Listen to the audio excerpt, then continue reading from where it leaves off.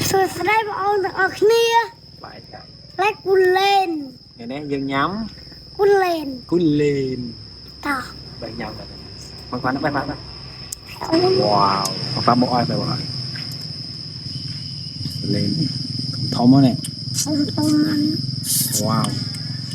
wow bây giờ hôm chui đi không bị lên đâu này có lúc hai đó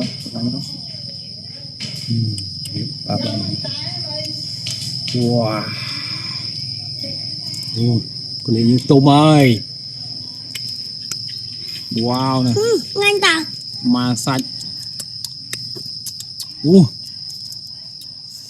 nhưng sạch không muốn ơi sạch vậy ăn này wow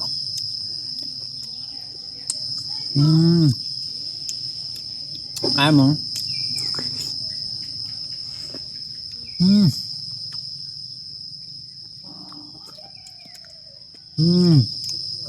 đẹp chưa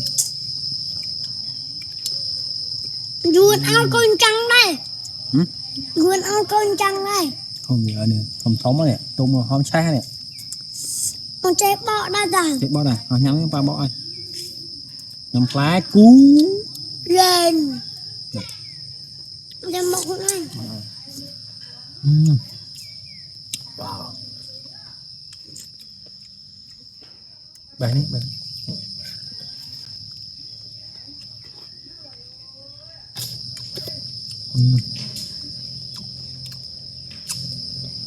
ông ơi lấy cun lên ai thế wow wow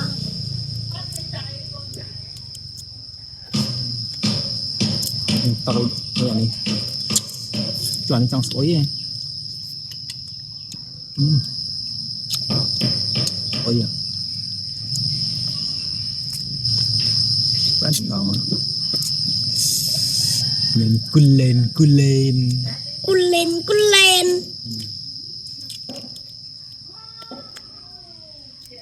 tôm má cun lên tắt vậy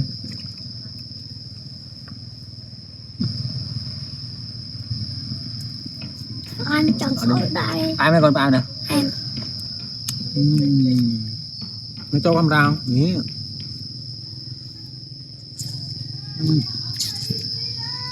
sọc lại tí bay